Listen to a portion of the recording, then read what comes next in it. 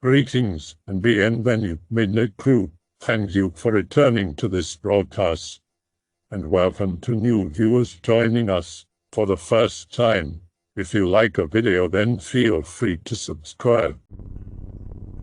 Walpurgisnacht or Hexennacht. Some of you no doubt know of the festival Walpurgisnacht or Hexennacht, Witches' Night and Hex Night respectively. Although celebrated throughout many European countries, this festival had its origin in Germany. Unlike many other German traditions mostly associated with Christmas, Walpurgisnacht did not make the trip over the Atlantic to the American Midwest and southern Ontario. Perhaps this was because it was too foreign and could not be adequately sanitized by immigrants, or perhaps it was just seen as evil. I am quite certain that Walpurgisnacht is celebrated by many in North America now with the rise of paganism among edgelords and former Goths. I digress. That is not what I wish to speak about in this thread. Last year, as I was completing my studies in my second year, I decided to take a trip to Germany. My family originally comes from Germany, when my Oma came over with her parents and brothers in the 1950s following the war. I had never managed to learn German through my family, but I have grown quite proficient since taking classes on it in university. Several members of my extended family still live in Germany, including an aunt or Tante as it is in German. They live near the city of Stuttgart, which is relatively close to the Black Forest, the Schwarzwald, and that is where this story takes place. Upon completing my last exam in April, I immediately booked a flight to the Stuttgart airport using money I had earned from a summer job I held the year before. Upon reaching the airport in the evening, my Tante picked me up in her slightly ancient Passat, and we drove to her house. The house sits in the countryside of Baden-Württemberg. I use quotation marks because in a country as small as Germany, compared to my native Canada, you are never far from civilization. Nevertheless, the view was quite spectacular as the sun set. I spent the night and early morning talking with my tante and her husband, and when it was time to retire, I was shown to one of my cousin's old rooms. Tante's children had long since grown up and raised families of their own. She and Uncle were both in their late 60s at this time. The room was musty and clearly hadn't been used in many years, let alone even entered. My cousin's possessions had been removed and only a bed, kitted out in those standard thick floral comforters elderly couples put on beds, and a night table. Despite being in a foreign country, and the continent of Europe, for the first time, I was at ease. The house had been built in the 1850s by my upteenth great-grandfather. It had survived over 150 years of starvation and war, and almost seemed to assure me with its hardy wood and stone construction that it would protect me too. But you can't bring a house with you.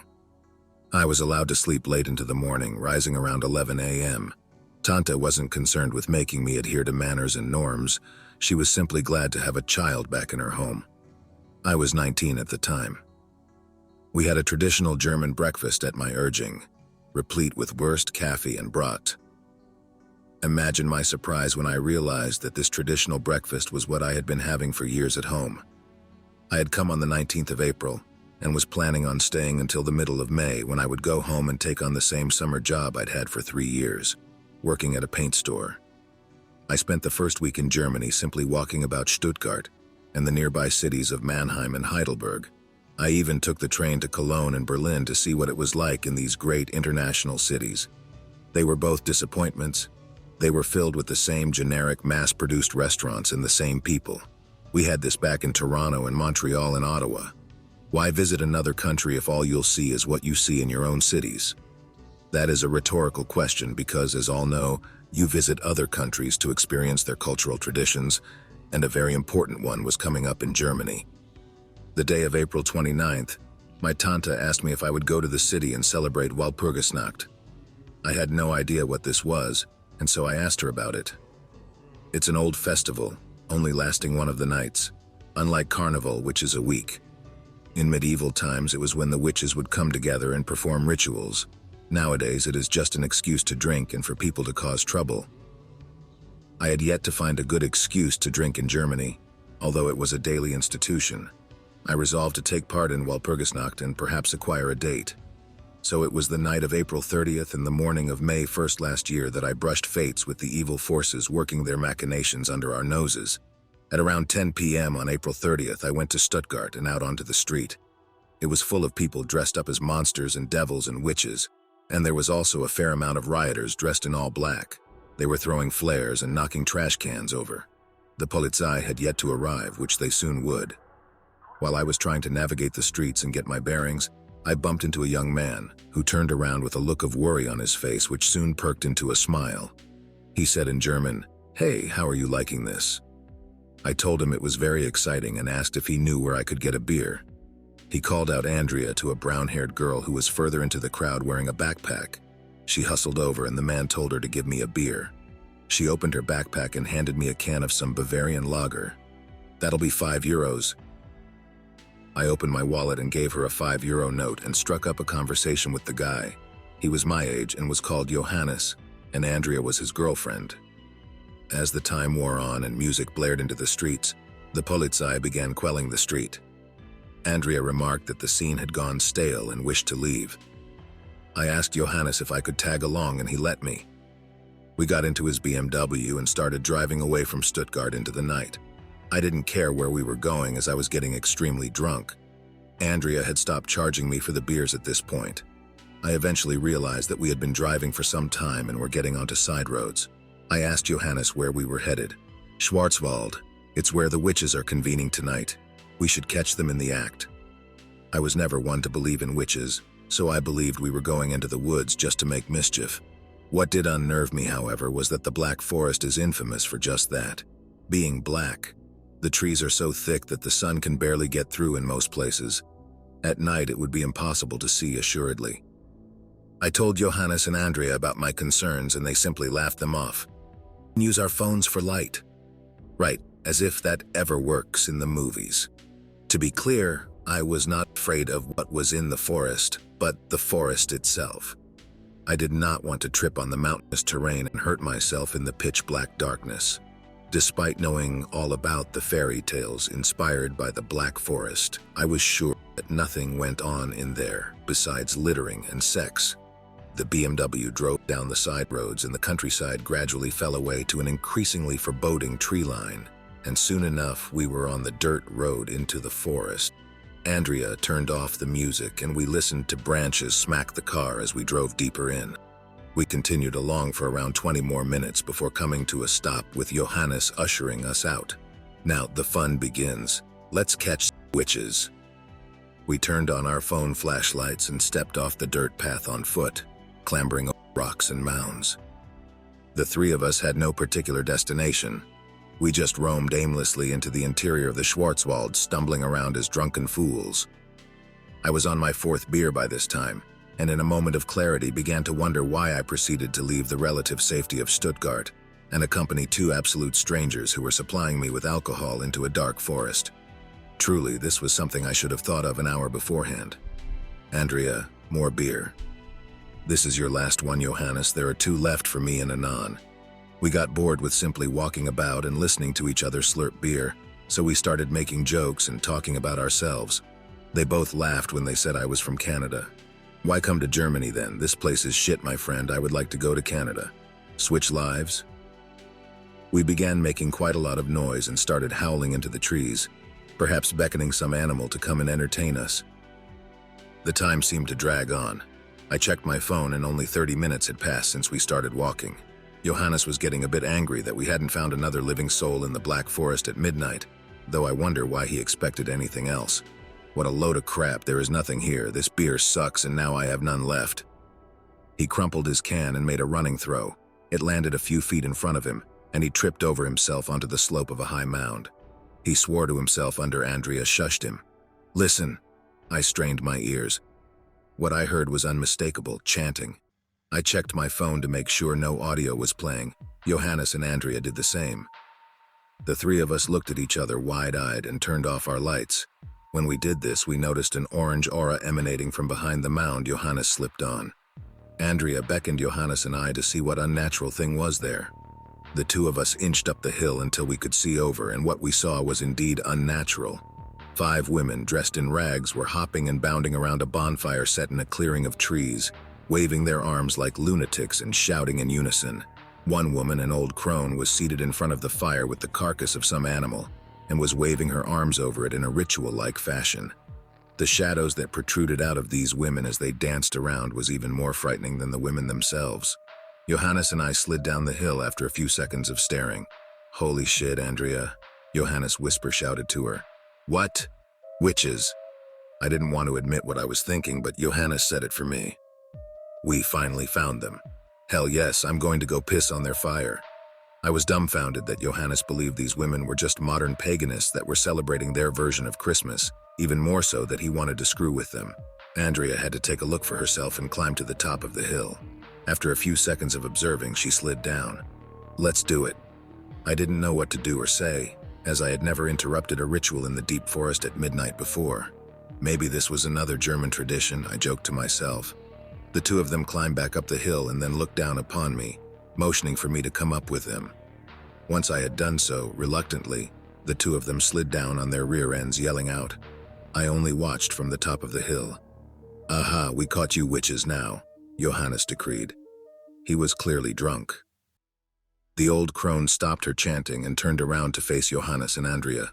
The 5 other women continued prancing around the fire, calling out ghastly shrieks from their throats. The old one pointed a finger at Johannes and Andrea and then spoke with her sandpaper voice. We were beginning to think that this night would be much like past ones, sacrificing a lesser beast in place of a soul. But now you two have come to our home and presented yourselves so finely. My blood drained at this point. This was clearly not a reenactment or a harmless celebration. This was the real McCoy. If you have ever been in a situation where a fight breaks out at a party and you have to run despite being drunk, and the alcohol ceases to have any effect on your motor or cognitive skills, you know what I felt there. I was still drunk, however, and shouted down to Johannes and Andrea to get back up the hill. The crone looked up at me, and her eyes lit up with yellow flickers even as she sat facing away from the fire. The women continued to leap around the fire, seemingly at a faster pace now. "3," cried the crone, and she began to cackle. A true cackle from deep within a black heart. Andrea looked up to me from below and told me to come down. As she was saying this, one of the witches circling about the fire stepped slightly out of her rhythm and grabbed Andrea's arm, pulling her in. Andrea yelped out and tried to get away. She has my arm, Johannes, help me." Johannes stood there like an absolute dumbass. He probably thought it was still a joke. Andrea was then thrown into the fire just like that. It was very quick, and if I blinked, I would have missed it. The witch simply hurled Andrea into the bonfire. She didn't die immediately, of course. Flame takes some time to kill. Normally, the lack of oxygen would kill someone in a fire, but this was in open air, so Andrea was left to squirm and cry on top of the bonfire. It also seemed like she had been partially impaled on one of the large branches making up the fire. Upon seeing his girlfriend get tossed into the fire, Johannes came to the realization that this was actually happening. The witches were taking advantage of the fact that we were drunk and didn't know where we were. I shouted to Johannes, "Get the fuck up here." He began desperately scrambling up the hill back towards me, and I pulled him up over the top. We both slid down to the forest floor. "We have to go now," I told him. The shock was just beginning to affect him. We darted off back into the darkness, instinctively keeping close with each other. The witches were clearly in pursuit because we heard shrill banshee shrieks echoing after us as we fled for our lives. I desperately sprinted towards the voice, and my phone light lit up the face of my Tante in intermittent flashes and my arm swung up and down. "Tante, we need to get out of here." "Yes, come here, what have you been doing?" I ran up to her and tried to explain what had just happened in my short breath. She just cooed and stroked my hair. I stood there for a couple of seconds until I found this behavior of hers uncomfortable. I stepped back and yelled as loud as I could, "Who or what the fuck are you?" My Tante lunged towards me with a sharp claw and tore my shirt down my chest and took some skin off with it too. The fabric flattered away and my necklace was exposed. Tante hurled back with a shriek and morphed into the old crone I saw at the bonfire, and it looked at me with wild and angry eyes. You see, on my necklace, which is made of silver, hung a crucifix I received on the day of my confirmation. It is made of onyx and has the Lord's Prayer inscribed on it. To this day, I believe that is what saved me at that moment. The crone sputtered out some piggish language that certainly was not German or English, or any language I knew, and started to back away while hunched down. I pulled my necklace off and wrapped it around my fist and shone my light directly at the crone. I extended my arm out towards the crone, brandishing the cross. "Get back." I am not a Catholic, or else I would have begun reciting some Latin, but I began speaking the Lord's Prayer in both English and German as I kept pushing the witch back. It seemed she had enough after a long 2 minutes of this as she turned on her heel and sped off. I followed her with my light and watched as, within 5 seconds, she had disappeared far off into the trees at a devilish speed. I then heard Johannes's voice behind me. "Oh, thank God I found you. If you didn't make that racket, then I don't know I would have." Having just been attacked by a shape-shifting witch, I whipped my arm around and smacked Johannes with my necklace. He cursed and slapped my arm away, asking what the fuck I was doing. He was the real Johannes. We both resolved to continue running in any direction and to hold hands as we went, gay and or awkward. Not in a situation like this. The two of us ran slower this time and eventually simmered to a walk down as the sun rose and we could start seeing the way in front of us again. We were very fortunate to happen across a small hamlet tucked inside the trees. We ran up to the door of the largest house, which was very ancient and still had a straw roof, and banged on it. Soon, a tall man with gray stubble appeared and led us inside after we exclaimed at him, "Witches!" The man, who I later learned was named Lucas, quickly appraised our condition and laid Johannes down on the couch in the den. He then brought me to the kitchen table and sat down with me. He quizzed me intensely on the details of the night over a cup of coffee. I didn't begin to question why he was so interested and helpful, as I was coming down off my adrenaline high. He leaned back in his chair and murmured when I told him about Andrea. I asked him what he was concerned about, and he told me. It is no secret to the people who live in this forest, and now yourself, that there are unnatural beings lurking here. Once these witches were strong and held domain over a grand lot of this forest. With the rise of industrialization and fast transport, they have been lacking in humans to feed off of. They have been feeding on animals every Hexenacht for at least a century now. It was our hope that they would have died away, in time. With the death of your friend Andrea, it seems they will be around for a lot longer indeed. Lucas was very kind to Johannes and I, and allowed us to stay until we could arrange a way home.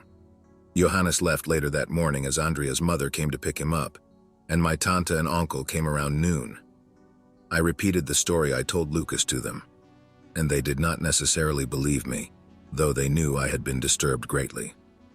I decided to leave the country as quickly as humanly possible, and booked a flight out of Stuttgart for later that night. It was a long plane ride home, but the feeling of being back in my own home was more than worth it. Let this be a cautionary tale to anyone who believes that fairy tales, or European folklore in general, is unfounded. I and Johannes are living examples of people who are brushed with these demons, deep inside the foreboding Schwarzwald. Beltane, celebration of May Day. Perhaps it's just as well that you won't be here, to be offended by the sight of our May Day celebrations. Lord Summerisle to Sergeant Howie from The Wicker Man. There are 4 great festivals of the pagan Celtic year and the modern witches' calendar as well. The 2 greatest of these are Halloween, the beginning of winter, and May Day, the beginning of summer. Being opposite each other on the wheel of the year, they separate the year into halves.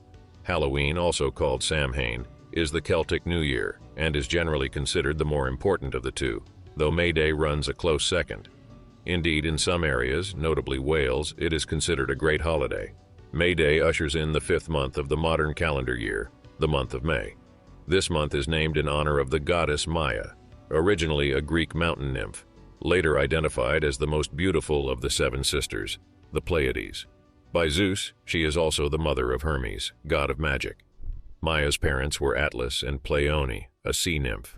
The old Celtic name for May Day is Beltane, in its most popular anglicized form, which is derived from the Irish Gaelic Bealtaine, or the Scottish Gaelic Bealtuin, meaning bell fire, the fire of the Celtic god of light, Bel, Beli, or Belinus. He in turn may be traced to the Middle Eastern god Baal. Other names for May Day include Shet Samhain, opposite Samhain, Walpurgisnacht in Germany, and Rudmas, the medieval church's name. This last came from church fathers who were hoping to shift the common people's allegiance from the maypole, pagan lingam, symbol of life, to the holy rood, the cross. Incidentally, there is no historical justification for calling May 1st Lady Day. For hundreds of years, that title has been proper to the vernal equinox, approximately March 21st, another holiday sacred to the great goddess. The non-traditional use of Lady Day for May 1st is quite recent, since the early 1970s, and seems to be confined to America, where it has gained widespread acceptance among certain segments of the craft population. This rather startling departure from tradition would seem to indicate an unfamiliarity with European calendar customs, as well as a lax attitude towards scholarship among too many pagans. A simple glance at a dictionary, Webster's Third or OED, Encyclopedia, Bennett's, or Standard Mythology reference, Job's Dictionary of Mythology, Folklore, and Symbols, would confirm the correct date for Lady Day as the vernal equinox. By Celtic reckoning, the actual Beltane celebration begins on sundown of the preceding day, April 30th, because the Celts always figured their days from sundown to sundown, and sundown was the proper time for Druids to kindle the great bellfires on the tops of the nearest beacon hill, such as Tara Hill, County Meath in Ireland. These need fires had healing properties, and sky-clad witches would jump through the flames to ensure protection. Sergeant Howie, shocked. But they are naked. Lord Summerisle, naturally, it's much too dangerous to jump through the fire with your clothes on, from the Wicker Man. Frequently, cattle would be driven between two such bonfires. Oak wood was the favorite fuel for them, and on the morrow they would be taken to their summer pastures. Other May Day customs include walking the circuit of one's property, beating the bounds, repairing fences and boundary markers, processions of chimney sweeps and milkmaids, archery tournaments, Morris dances, sword dances, feasting, music, drinking, and maidens bathing their faces in the dew of May morning to retain their youthful beauty. The Puritans, in fact, reacted with pious horror to most of the May Day rites, even making maypoles illegal in 1644.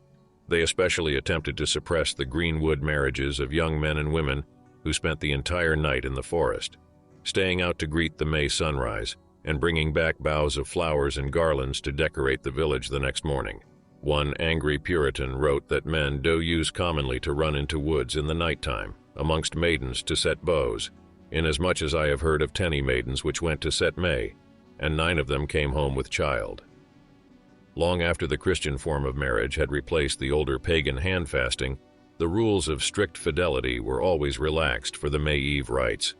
Names such as Robin Hood, Maid Marian, and Little John played an important part in May Day folklore, often used as titles for the dramatis personae of the celebrations, and modern surnames such as Robinson, Hodson, Johnson, and Godkin may attest to some distant May Eve spent in the woods. These wildwood antics have inspired writers such as Kipling. "Oh, do not tell the priest our plight, or he would call it a sin. But we have been out in the woods all night, a conjuring summer in." And Lerner and Lowe, "It's May, the lusty month of May. Those dreary vows that everyone takes, everyone breaks. Everyone makes divine mistakes. The lusty month of May." It is certainly no accident that Queen Guinevere's abduction by Meleagrance occurs on May 1st when she and the court have gone a-maying, or that the usually efficient Queen's Guard on this occasion rode unarmed. Some of these customs seem virtually identical to the old Roman Feast of Flowers. The Floriala began at sundown April 28th and reached a crescendo on May 1st. There are other, even older associations with May 1st in Celtic mythology. According to the ancient Irish Book of Invasions, the first settler of Ireland, Partholan, arrived on May 1st, and it was on May 1st that the plague came which destroyed his people. Years later, the Tuatha De Danann were conquered by the Milesians on May Day. In Welsh myth, the perennial battle between Gwythyr and Gwyn for the love of Crudilad took place each May Day, and it was on May Eve that Tiernan lost his colts and found Pryderi. May Eve was also the occasion of a fearful scream that was heard each year throughout Wales, one of the 3 curses of the Coranians lifted by the skill of Lud and Lephalus. By the way, due to various calendrical changes down through the centuries, the traditional date of Beltane is not the same as its astrological date. This date, like all astronomically determined dates, may vary by a day or two depending on the year. However, it may be calculated easily enough by determining the date on which the sun is at 15 degrees Taurus, usually around May 5th. British witches often refer to this date as Old Beltane, and folklorists call it Beltane, Old Style. Some covens prefer to celebrate on the old date, and at the very least, it gives one option. If a coven is operating on pagan standard time and misses May 1st altogether, it can still throw a viable Beltane bash as long as it's before May 5th. This may also be a consideration for covens that need to organize activities around the weekend. This date has long been considered a power point of the zodiac and is symbolized by the bull, one of the tetramorph figures featured on the tarot cards, the world and the wheel of fortune. The other three symbols are the lion, the eagle, and the spirit. Astrologers know these four figures as the symbols of the four fixed signs of the zodiac: Taurus, Leo, Scorpio, and Aquarius, and these naturally align with the four great sabbats of witchcraft. Christians have adopted the same iconography to represent the four gospel writers, but for most it is May 1st that is the great holiday of flowers, maypoles, and greenwood frivolity. It is no wonder that as recently as 1977, Ian Anderson could pen the following lyrics for the band Jethro Tull: "For the May Day is the great day, sung along the old straight track, and those who ancient lines did lay will heed this song that calls them back." The veil is all-encompassing. It's essentially just an invisible barrier that separates the realm of the living from what I'll call the spirit realm, for lack of a better term. Think of it like a curtain on a stage. Sometimes you can see it flutter from all of the people moving around behind it before they put on their performance. The theory was that energy from human beings sustained the veil, and that in areas of lower population the veil was weaker, and thus it was easier to get glimpses to the other side, or even to penetrate the veil altogether. There were also times of the day and year when the veil was weaker than other times. Namely, 3 a.m. was when the veil was at its weakest on any given day, while 3 p.m. was when it was at its strongest. I went through several months where I would wake up around 3 a.m. regularly out of a deep sleep with my heart feeling like it was going to pound through my chest. I once nearly went to the hospital because I thought I was going to have a heart attack. I didn't make the connection between that and what he said until long after I moved from there. What had more of an effect was the time of year. The veil was at its thinnest on Halloween and at its strongest on Walpurgisnacht. From Walpurgisnacht to Halloween, it grew a little thinner each day. From Halloween to Walpurgisnacht, it grew a little stronger. The time of year had a greater effect on the veil's properties than the time of day. I hope that you enjoyed tonight's broadcast. If you enjoyed tonight's story, then please subscribe to the channel, as more green texts will appear daily. A new broadcast will appear when the clock strikes midnight Central Time.